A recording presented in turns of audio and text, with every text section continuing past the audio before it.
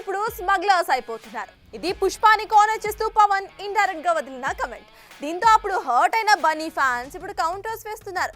Pushpa smuggling గురించి అయితే OG ఏమన్నా డివోషనల్ టచ్ తో వస్తుందా అంటూ నెట్టింట్లో చెడుగుడు ఆడేస్తున్నారు. అయితే మమ్మల్ని ఏమీ చేయలేమంటూ ఫ్యాన్స్ కాలర్ ఎగరేయడం ఇక్కడ విశేషం.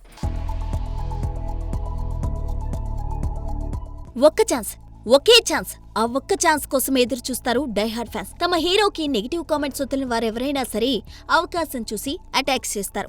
సరిగ్గా అదే పని చేస్తున్నారు బన్నీ ఫ్యాన్స్. అప్పుడిప్పుడో ఏపీ డిప్యూటీ సీఎంగా కర్ణాటక వెళ్లి మీడియాతో మాట్లాడుతూ అప్పట్లో సినిమాల్లో హీరో అడవులను కాపాడేవాడు, ఈ రోజుల్లో హీరో అడవులు నరికి స్మగ్లింగ్ చేస్తున్నాడు అంటూ పుష్ప సినిమాను స్మగ్లింగ్ మూవీ అంటూ ఇండైరెక్ట్ గా కామెంట్ చేశాడు పవన్. అయితే అదే టైంలో పుష్ప 2 బాక్సాఫీస్ వద్ద దుమ్ము దులపడం, మరోవైపు అల్లు కొనిదెల ఫ్యామిలీస్ మధ్య టర్మ్స్ సరిగా లేకపోవడంతో పవన్ బన్నీనే టార్గెట్ చేస్తూ కామెంట్స్ వదిలారనుకున్నారంతా.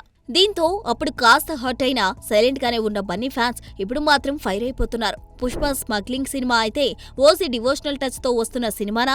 పుష్పరాజ్ స్మగ్లింగ్ చేస్తే ఓజాస్ గంభీర భక్తి పాటలు పాడుతున్నాడంటూ పవన్ ను మీమ్స్ తో సోషల్ మీడియాలో చెడుగుడాడేస్తున్నారు. అయితే మీరంతా చూసిన మా పవన్ సునామీ ఎక్కడా ఆగదంటూ ఫ్యాన్స్ విరగబడి లక్షలు పోసి టికెట్స్ కొంటున్నారంటే బన్నీ ఫ్యాన్స్ కామెంట్స్ ను పెద్దగా లెక్క చేయనట్టే కనిపిస్తోంది.